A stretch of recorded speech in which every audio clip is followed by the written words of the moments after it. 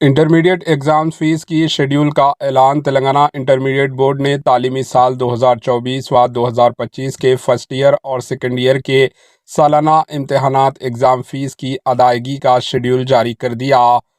Intermediate board के अहदेदारों ने बताया कि 6 नवंबर 2024 से 26 नवंबर 2024 तक फ़ीस अदा की जा सकती है।